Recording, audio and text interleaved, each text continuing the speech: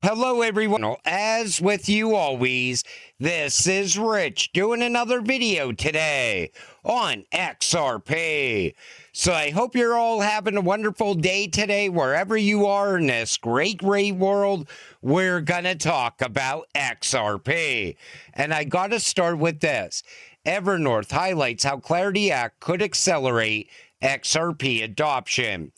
Through legal certainty, commodity classification, and clear frameworks for institutions and stablecoins. With 473 million plus XRP in Treasury, it's positioning for a more regulated, scalable, on-chain future. Everybody talks about how the Clarity Act is going to be great for XRP and a few other cryptocurrencies. Even Charles Hoskinson just recently said in one of his rants that this benefits ADA, XRP, and other cryptocurrencies. But any new cryptocurrency or any new crypto company, they're going to be facing a lot of regulation ahead. In other words, they're going to have to jump through hoops to pass through regulations. And I think that's how we're going to see 99% of crypto disappear. A lot of cryptocurrencies are going to be gone once the Clarity Act goes into effect.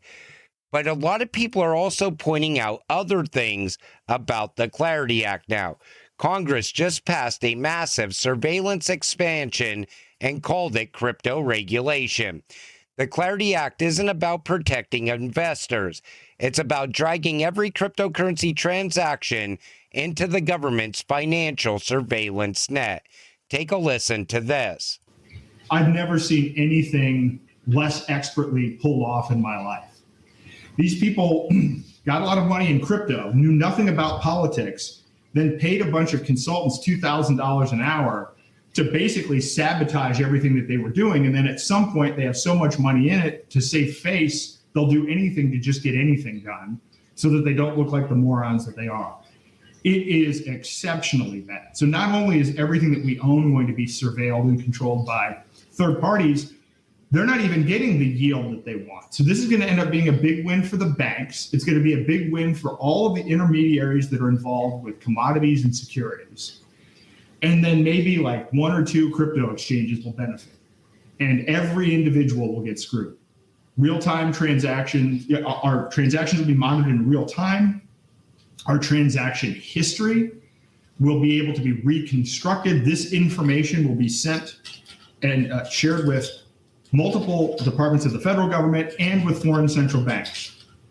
So that bill needs to stop. The Clarity Act is the war on crypto.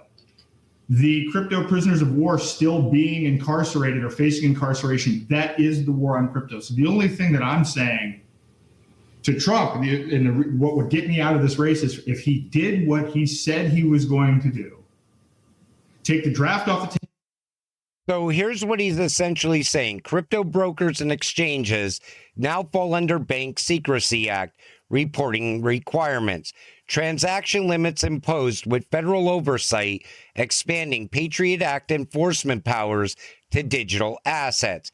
They banned central bank digital currencies in the bill to make you think it protects privacy, while they built the surveillance infrastructure.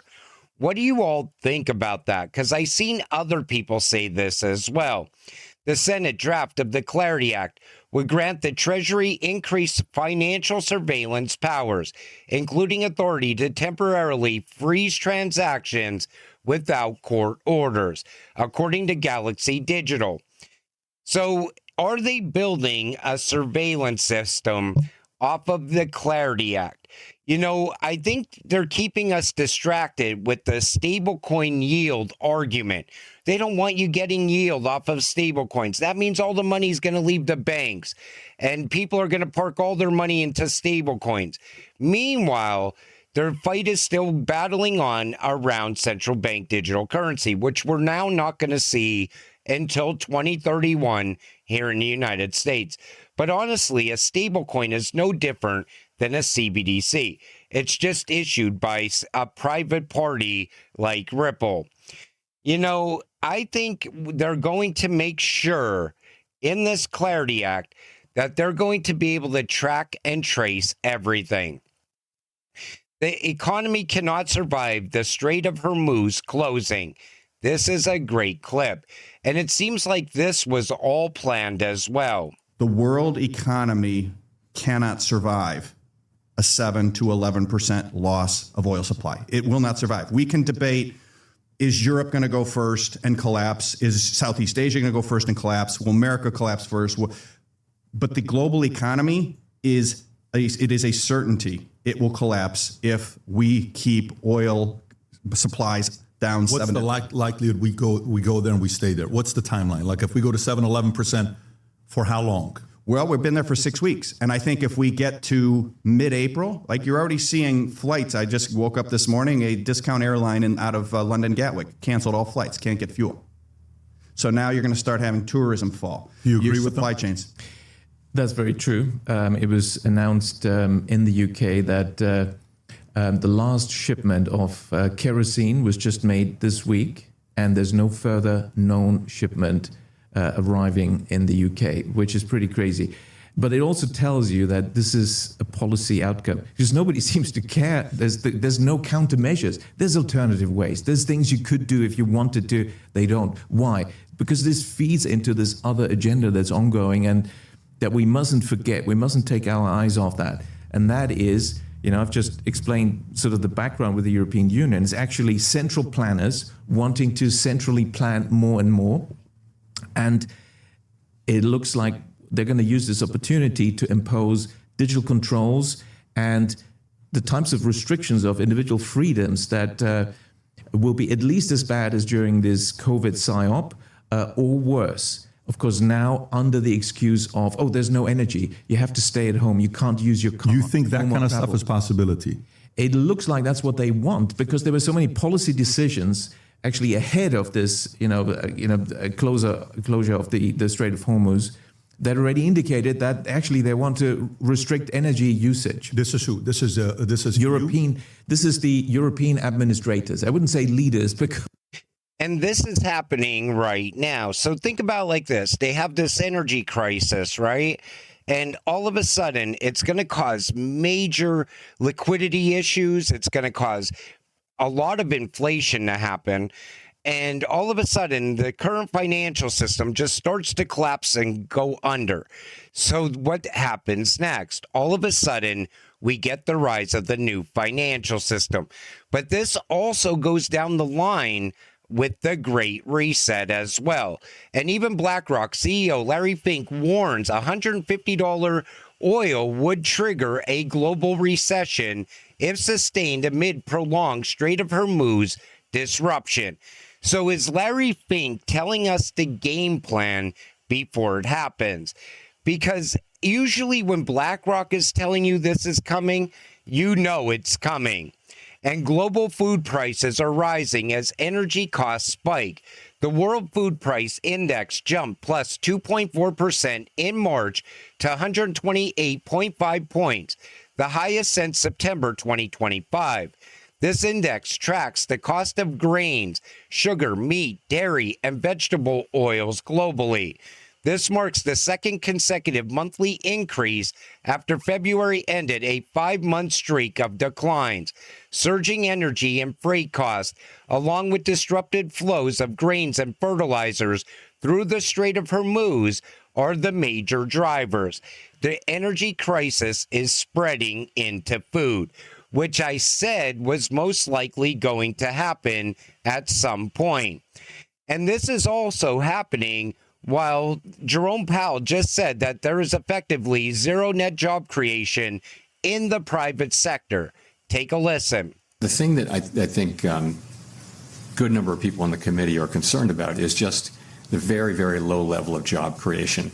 If you adjust what has been the trend job creation over the past, let's say, 6 months, if you adjust that for what we think, our staff thinks, is the overstatement due to overcounting, effectively there's zero net job creation in the private sector. because all the jobs are being created at government level. And in the private sector, a lot of these jobs that are listed, I see people say all the time, you know, there's like 200 jobs, but if you apply for these jobs, it seems like these jobs don't even exist.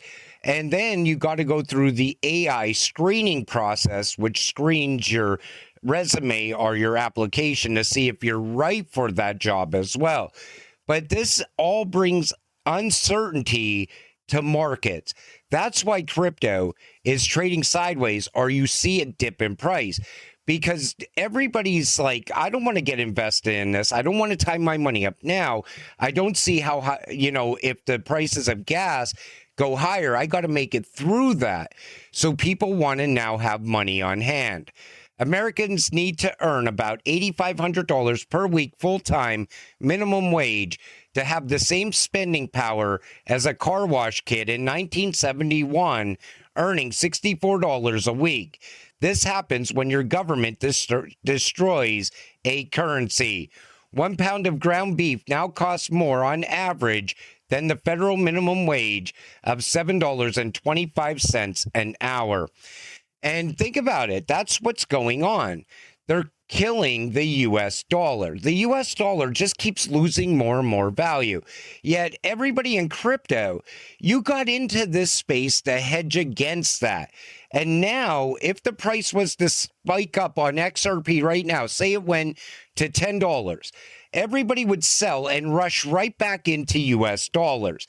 You realize it's going to continue to lose more value, and things are going to continue to go up in price at the same time. For the first time in history, the most important customer in retail may not be a person at all, but the intelligence acting on their behalf. We're entering an era of agentic commerce. AI doesn't browse, it decides. It builds baskets, optimizes price, executes purchases, and learns over time.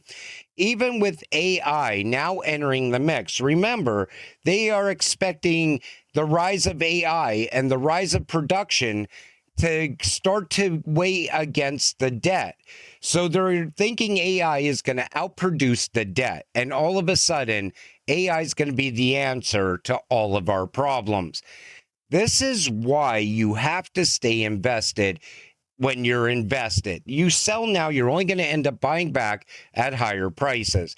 Everybody's going to be chasing green candles very soon, because everything that's going on, even with this energy crisis, it's all about a new financial system coming. This energy crisis will present opportunities we haven't seen since 2008. The greatest wealth transfer of the decade has begun. While the masses complain about their bills, smart money is positioning for the infrastructure of tomorrow. 2008 was about debt. 2026 is about scarcity. What you're actually invested in is what's about to rise from the ashes of the current financial system. This energy crisis is going to lead to the downfall of the current system, the collapse of the current system. I once thought we're just going to make an easy transition from the current system into the new digital system. But you know, that never made sense deep down, because they always need a crisis to happen before they give you the solution. And the solution is already being built out in real time right now. But this is their end game, the cashless society. It means zero cash. People don't realize that. You know, they're always like, well, there still will be cash. Well, no, cashless society means no cash. And it's all about digital money. And what's happening right now? The rise of stablecoins. They're selling stablecoins as an alternative to a central bank digital currency. Think about it. They made the central bank digital currency look like the big surveillance system. But there's no difference between a CBDC and a stablecoin. And that's what they're pushing right now. So when the current system eventually collapses out and that massive liquidity crisis shows up, all of a sudden, the new system will rise. but everything will be cashless going forward. We'll be using a digital dollar stablecoin. And whoever's holding crypto at that point, you're going to become the new 1%. If you sold your XRP right now, guess what? This is still going to happen. Everybody's like, well, if this evil agenda exists, why would I want to be invested in it? This is your last shot to enrich yourself before all of this happens. Even if you're invested, whether you're invested or not, this is still going to play out. And I think even this energy crisis and the closing of the strait, it's all happening by design. They planned for this to happen at this specific time for a reason. Don't sell your crypto. Even with the rise of AI now, it's all happening and coinciding way too coincidentally for it to not be planned out ahead of time. But until it happens, stay patient, stay positive, and let's get rich together.